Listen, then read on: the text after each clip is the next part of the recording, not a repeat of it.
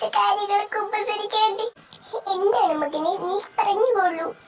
അത് പിന്നെ അച്ഛോ, എന്റെ കൂട്ടുകാരൻ ജിമിന്റെ ചാമ ഞാൻ കട്ടെടുത്ത് കഴിച്ചു അച്ഛോ. അയ്യോ മകനെ, അതൊരു തെറ്റായ കാര്യമാണ്. നിനക്ക് അതിന് ശിക്ഷ എന്തായാലും വേണ്ടതുമാണ്. അങ്ങനെ പറയല്ലേ അച്ഛ, എനിക്ക് സങ്കടമാണു. ഏട്ടാ മോനെ, എന്റെ ജാമ കൊട്ടതൊന്നും പോരാ അച്ഛോ. അച്ഛനൊരു അച്ഛനടച്ചു. ഓ സോറി സോറി, ഞാൻ മറന്നുപോയി. ഇനി നീ ഇത് ആവർത്തിക്കരുത് മകനെ. അതെന്താ അച്ഛോ ആവർത്തിച്ച? ഇനി നീ അത് ആവർത്തിക്കരുത്. അതെന്താ അച്ഛോ? നീ ഇത് ആവർത്തിച്ചാൽ ഞാൻ എന്റെ ജോലി ഇവിടെ നിർത്തിവെക്കും മകനെ.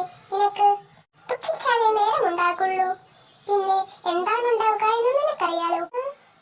ഓക്കെ, എന്നാൽ നീ ഇവിടെ ഈ പരിപാടി നിർത്തിക്കും. നിനക്ക് മനസ്സിലായെന്ന് ഞാൻ കരുതുന്നു മകനെ. നിനക്ക് മനസ്സിലായി കാണുമില്ലേ?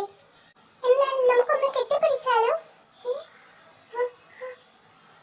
വരൂ മകനെ, കെട്ടിപ്പിടിക്കാം നമുക്ക്. വരൂ വരൂ.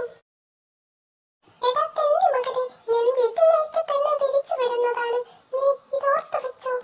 എന്നാൽ ശരി മകനെ, നീ നന്നായി വാ. പോയിക്കോ പോയിക്കോ, ഇനി ഇങ്ങോട്ട് വരരുത്. ബൈ.